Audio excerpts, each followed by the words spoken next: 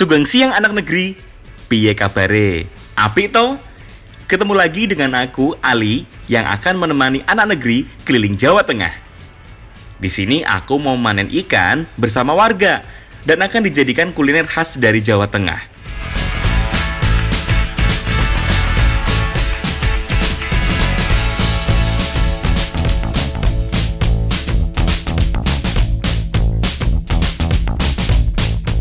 Selain itu aku juga mau panen dan mengolah singkong menjadi makanan khas Jawa Tengah yang enak banget.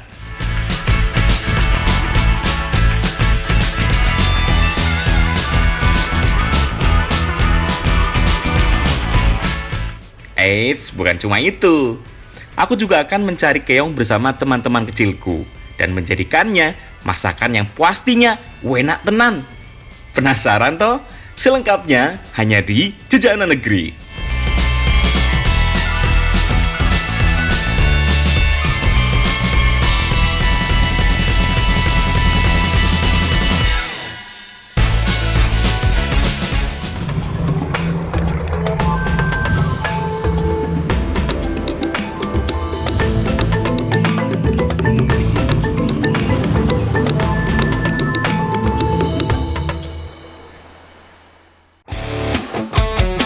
Lur, sebelum menjelajah kabupaten yang berdekatan dengan kota Solo ini, aku mau main geledekan dulu sama anak-anak.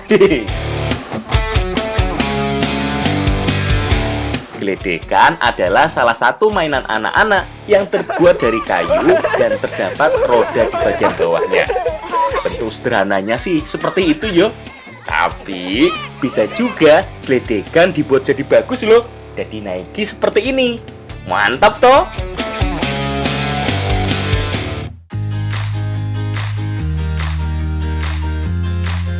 Sip, adrenalin sudah naik Kiki.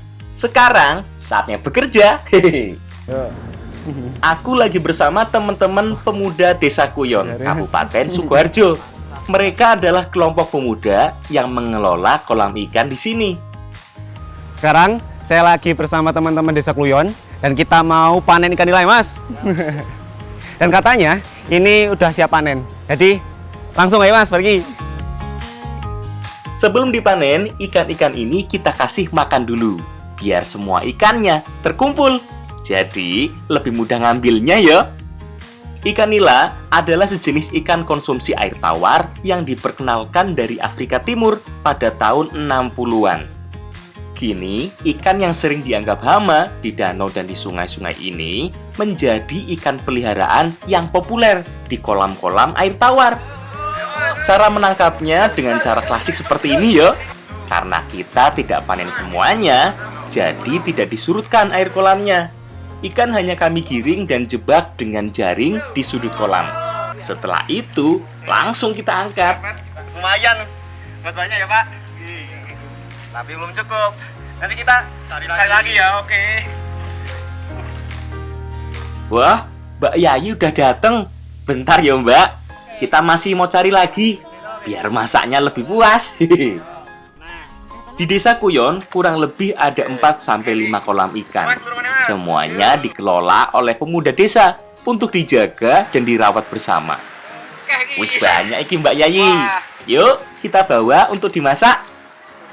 Kita duluan ya Mas.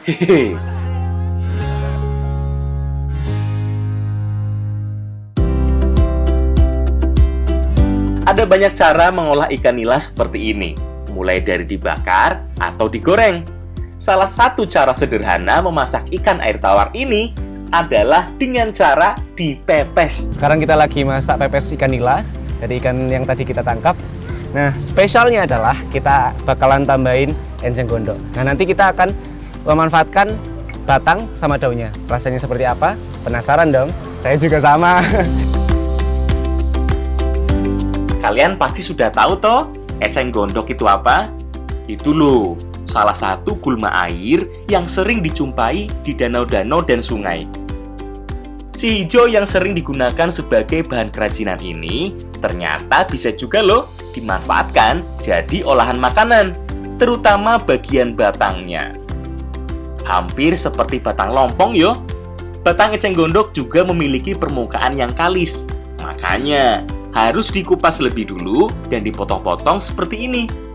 Biar lebih empuk dan bumbunya bisa meresap sampai dalam. Oh iya, bumbu-bumbu yang digunakan untuk membuat pepes nila eceng gondok ini termasuk bumbu komplit. Selain bumbu dasar seperti bawang merah, bawang putih, cabai, dan garam, ada juga serai, lengkuas, dan parutan kelapa. Campurkan semua bumbu halus dengan parutan kelapanya. Kemudian campurkan juga ke batang eceng gondok yang sudah dikupas.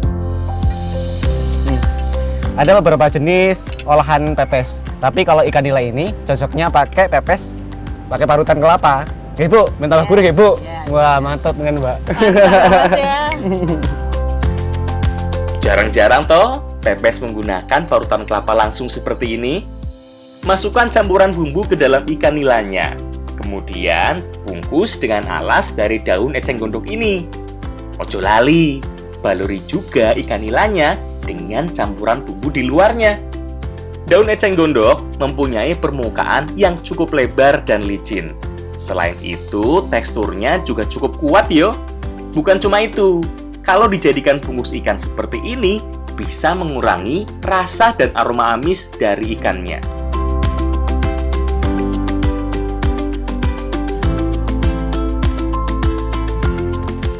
Sip, sekarang tinggal dikukus yo. Kini Mbak, bantu aku yo. Minta tolong, bawain ikannya satu-satu. Butuh waktu sekitar 20 hingga 30 menit sampai ikannya benar-benar matang dan bumbunya meresap. Ini dia, pepes nila eceng gondok siap dihidangkan. Setelah diolah sedemikian rupa, batang eceng gondok teksturnya jadi empuk dan enak untuk dimakan. Teksturnya yang berongga bisa menyerap aroma dan rasa yang kuat. Bener Bu, teksturnya empuk, nggak amis sama sekali, dan gurih banget Bu. Karena kelapanya ini gini Bu, wah mantap boy.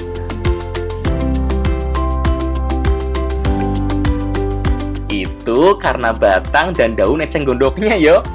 Kemampuannya yang bisa menyerap apa saja, membuat rasa dan aroma amis dari ikannya hilang.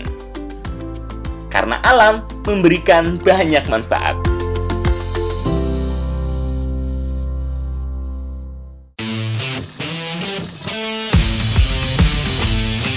Masih seputar ikan nila yo. Kalau tadi ditemenin dengan eceng gondok, sekarang ditemenin oleh daun genjer. Enaknya dimasak apa yo? Kalau tadi ikan nila ini diolah menjadi pepes, tapi kalau sekarang bakal diolah menjadi masakan yang berbeda. Tapi harus digoreng terlebih dahulu. Ya Bu, Bu. Ikan yang digoreng tujuannya biar teksturnya lebih kering dan rasanya jadi jauh lebih gurih. Jadi saat dimasak dengan genjernya tidak terlalu hancur dan rasa amisnya juga hilang. Oh iya, sampai lupa. Daun genjer juga tahu dong. Genjer adalah sejenis tanaman akuatik yang banyak ditemui di daerah berair, seperti sawah, rawa, dan perairan dangkal lainnya. Sama seperti eceng gondok, genjer juga sering dianggap sebagai gulma di daerah persawahan. Nah, bumbu yang digunakan sederhana yo. Cukup bawang merah, bawang putih, cabai, gula, dan garam. Tambahannya yo paling cuma kecap atau saus tiram. Ayo, udah pada nebak toh? Kira-kira mau dimasak apa? Nila ini lagi dimasak menjadi oseng-oseng, tapi ditambah sama genjer kayak gini. Ya Mbak, mesti enak ya Mbak? Nah, enak banget. Setelah bumbunya ditumis sampai harum, masukkan ikan nila yang sudah digoreng tadi. Terakhir, masukkan daun genjernya. Oh iya, bukan cuma daunnya loh yang enak. Batang dan bunga genjer juga enak loh ditumis begini. Nggak perlu terlalu lama yo. Ikan nilanya kan udah mateng. Tekstur daun genjer juga jauh lebih empuk. Jadi cepet banget matangnya. Sip, iki oseng nila daun genjer siap dinikmati.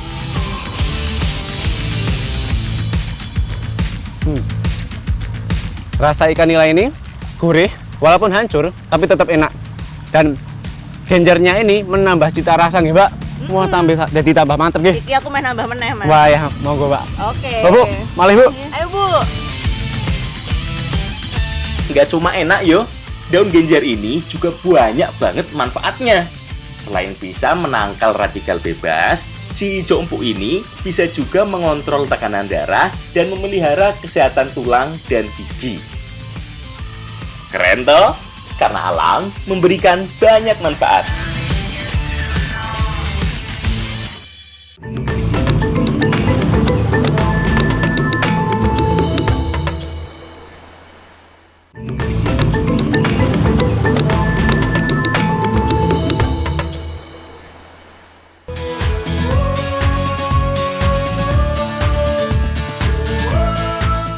Lur, sebelum menjelajah kearifan lokalnya, aku mau menikmati dulu keindahan alamnya. Salah satunya adalah Waduk Wadas Lintang yang keren banget. Anak-anak yang tinggal di sekitar waduk bisa menikmati kesegaran air waduk dengan berbagai cara. Salah satu yang sering mereka lakukan adalah berenang dengan pipa panjang ini. Pipa panjang yang biasanya digunakan untuk saluran air ini digunakan sebagai pelampung. Aku nggak mau ketinggalan, mau ikut seru-seruan. Keseruan masih berlanjut.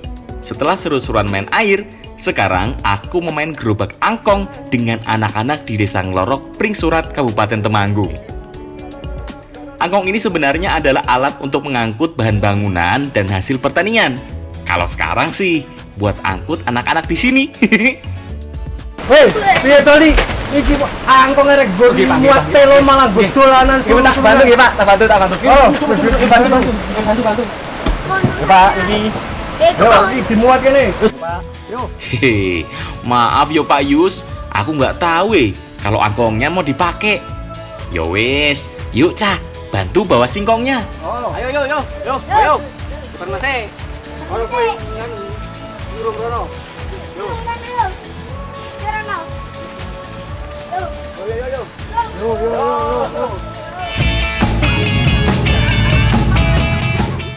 Sekarang aku lagi sama ibu-ibu di Desa Nglorok, Kecamatan Pringsurat, Kabupaten Temanggung. Di sini adalah salah satu sentra pembuatan patolo sejak zaman dulu.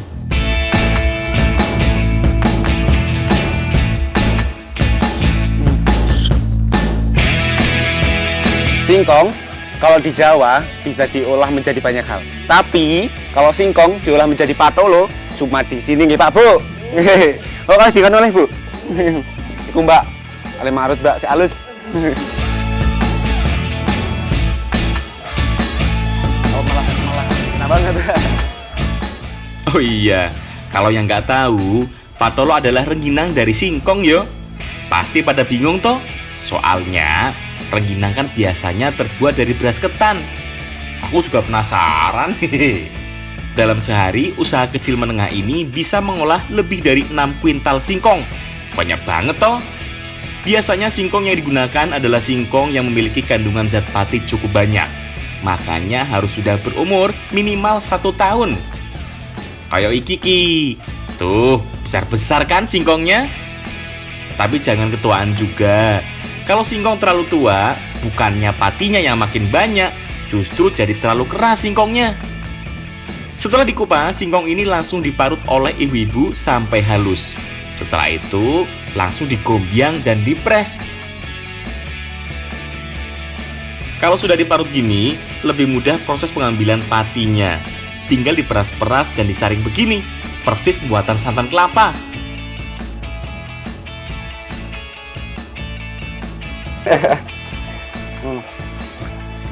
Sekarang kita lagi gombyang biar patinya keluar. Nah, patinya ini yang nanti bakal diolah menjadi patolo ya, Mas? Iya. Ayo, Mas. Awas terus, Mas.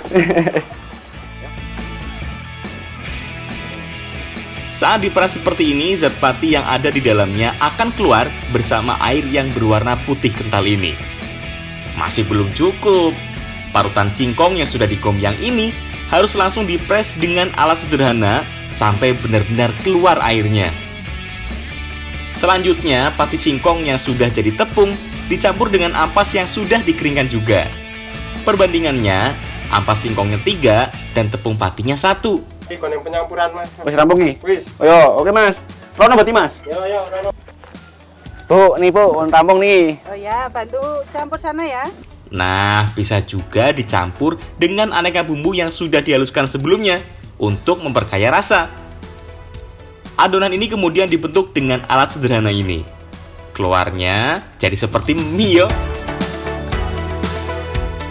Bu, nih Bu, rampung dari yang kuning Bu. Walah. Iya Pak, ayo Pak. Iya Mas. Lapan Mbak. Kalau zaman dulu, buat patolo itu pakai alat kayak gini. Wadah nasi. Nah, ini ditekan. Nah, jadinya bakal kayak gini nih. Ayo Pak. Ayo Mas. Mie yang sudah dicetak ini sangat mudah patah. Jadi gampang banget hancur jadi butiran yang lebih kecil seperti ini saat dicetak dengan tutup gelas. Inilah fungsinya kenapa komposisi ampas lebih banyak daripada pati singkongnya. Wah, kalau sekarang jadi mirip dengan beras yo. Tinggal dikukus sampai matang. Kali ini nggak perlu terlalu lama, cukup 15 menit wae. Setelah dikukus, teksturnya jadi lebih kenyal dan lengket yo. Seperti ciri khas makanan yang terbuat dari bahan dasar singkong. Jadinya nggak mudah hancur kalau sudah dikukus begini. Tahap terakhir tinggal dijemur sampai kering. Sama seperti jenis olahan kering lainnya, biasanya hanya butuh waktu sekitar 1 hari agar patolonya ini benar-benar kering. Kalau sudah kering begini, bisa di packing untuk dijual langsung. Tapi kalau aku sih mau goreng biar bisa cepet cobain. Ye. Panas Bu. Ayo lanjut lagi. Iya Bu, kita goreng dulu wis. Tapi ntar aku minta yang banyak yo, buat dimakan dengan anak-anak. Nah, ini dia patolo alias rengginang yang sudah digoreng tadi. Yuk, Cah, kita cobain. Ya, nih. Enak loh. Wah, ini entek piro lah. Ayo nambah mana iki lho, si akeh lho. Ye. Ayo nambah mana iki. Nambah nih. Jadi, rasa patolonya ini gurih dan teksturnya renyah kayak rengginang. Cuma ada rasa asam khas dari singkong ya, Mbak? Iya. Rasanya tetap enak tapi sih. Enak. Wah, ayo mana iki? Ayo mana Joko? Apalagi kalau anak-anak. Jelas pada suka. Lah wong sampai pada rebutan begini.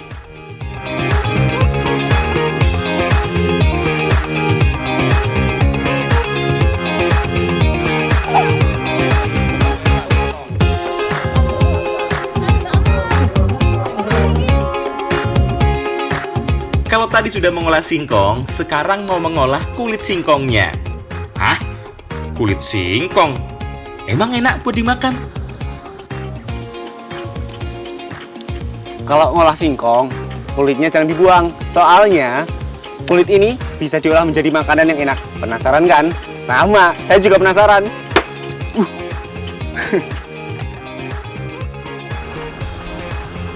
Sebelum dimasak, kita harus rebus dulu kulit singkongnya. Oh iya, kalau tidak diolah dengan benar, kulit singkong ini berbahaya loh, karena kandungan asam sianida yang cukup tinggi di dalamnya.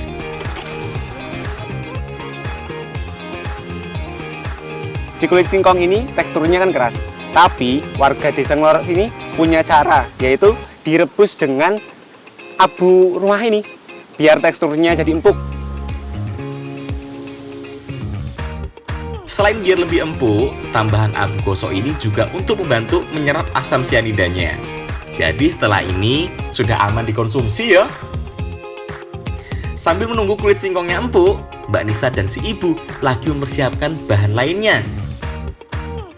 Jadi kulit singkong ini akan kita masak jadi bobor, salah satu makanan tradisional dari Temanggung.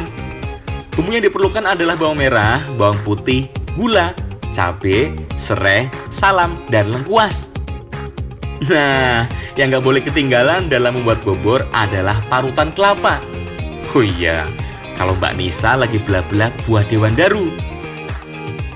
Salah satu buah perasa asam yang sering dijadikan obat-obatan alami.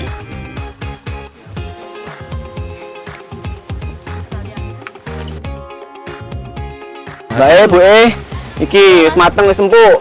Oh ya diiris sih wae Mas yang cilik-cilik ya. Oh iya. Kulit singkong yang sudah matang harus diiris kecil-kecil. biar lebih mudah masaknya nanti. Kecil gue mas, 3 kilo.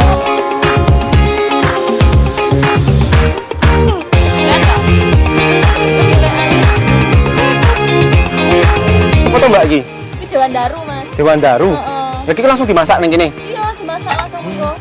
Rasanya kayak apa Mbak iki, Mbak? Coba wae jajal. Tak coba ya, Mbak. Iya. Tapi ini rasanya asem. Oh. Asem tau. Iya Mbak, wah asem kan. Jadi Dewan Daru ini rasanya asem, jadi cocok banget buat pengganti belimbing uluh dan dimasak bareng nanti niki ya Mbak. Iya.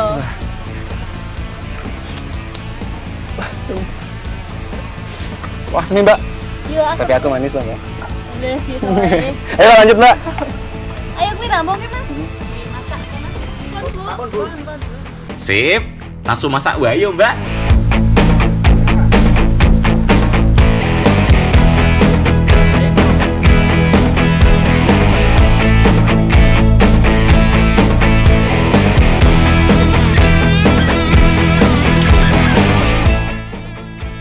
Untuk membuat bobor kulit singkong ini, pertama kita tumis dulu bumbu yang sudah dihaluskan. Setelah harum, baru masukkan kulit singkong tadi. Biar bumbunya meresap dulu yo ke dalam kulit singkongnya. Setelah itu baru masukkan santan kelapanya. Terakhir, masukkan potongan buah Dewan Daru sebagai pengganti bumbu asamnya. Weh, genine di tundel ke sithik. Terus ki lho. Nah, wis jadi ya lur, bobor kulit singkong buah Dewan Daru. Yuk, cicipi!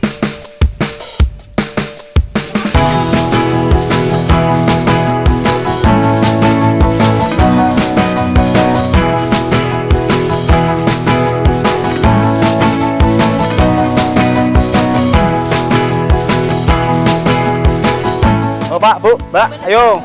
Kita boleh tangan Pak nih Pak, pergi. Sik kata nggih. Walah nggih. Ini Pak, kalih wae. Nuwun. Bayarin mas. Ibu mriki Ibu. Mriki Bu. Kali dua ini. Siap. Siap.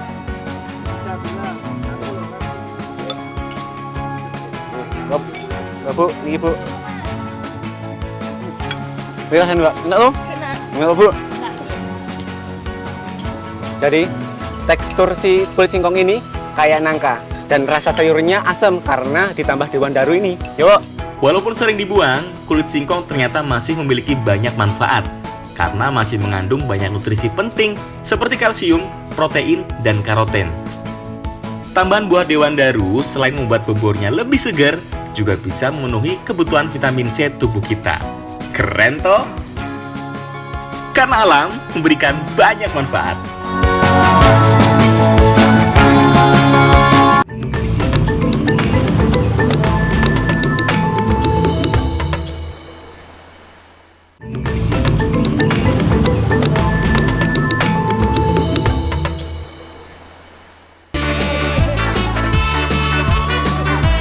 Sekarang aku lagi main dengan anak-anak di sekitar desa Teguanu, Temanggung. Aku lagi main tarik debok. Rencananya sih mau main tarik tambang, tapi ternyata adanya debok pisang. Yo wes, tarik debok baik.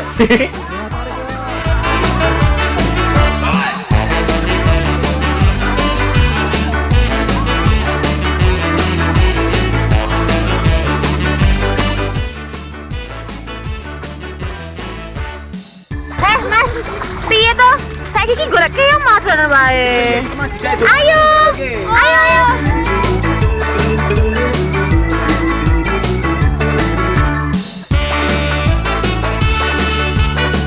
Walah, iyo, lali. Kita kan kesini buat cari keong sawah. Yuk Cah, kita cari keong sawahnya.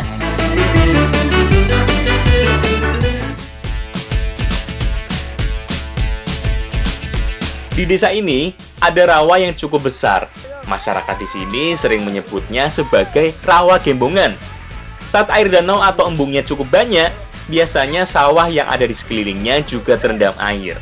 Lah iki yang menyebabkan banyak daerah berawa di sini. Keong yang kita cari ini ukurannya cukup besar yo. kita lagi cari keong di sekitar rawa Gembongan. Jadi habitatnya memang di genangan air atau sekitar sawah seperti ini. Ayo, yuk lur mana kene kono mana?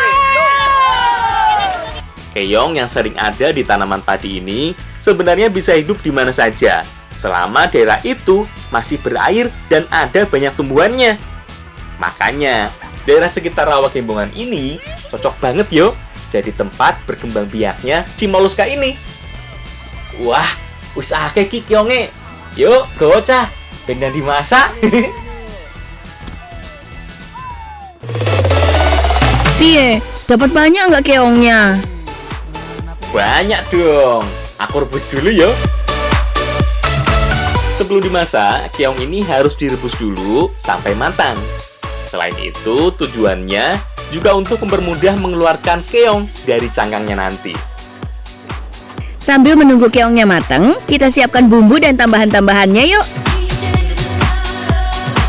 Kali ini butuh tambahan tempe sebagai bahan pendampingnya. Tempe kita iris-iris seperti ini. Nah, tempe adalah salah satu bagian yang sering digunakan menjadi makanan yang akan kita buat sekarang. Nah, jadi kali ini kita mau bikin empis-empis keong. Dan yang nggak boleh kelewatan adalah tempe dan juga tomat hijaunya. Biar lebih enak ya Mbak ya? Iya Mbak, tambah lagi Mbak. Empis-empis adalah makanan khas Temanggung yang banyak menggunakan bumbu serba hijau. Bisa cabai hijau atau tomat hijau seperti ini. Semua bumbunya diiris mulai dari bawang merah, bawang putih, tomat, lengkuas, dan semua bumbu lainnya.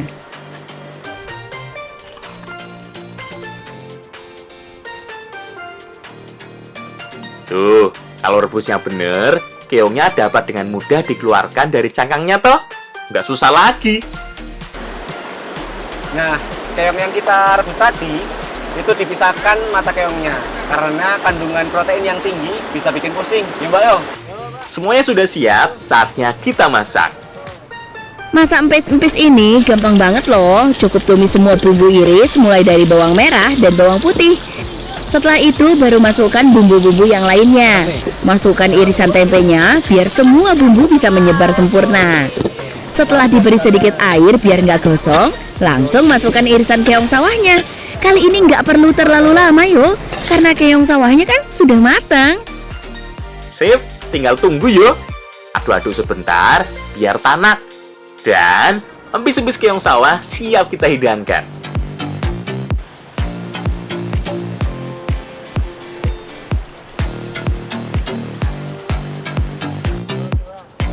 Keong sawah seperti ini hampir sama dengan keong mas. Biasanya dianggap hama oleh petani karena mengganggu tanaman padinya.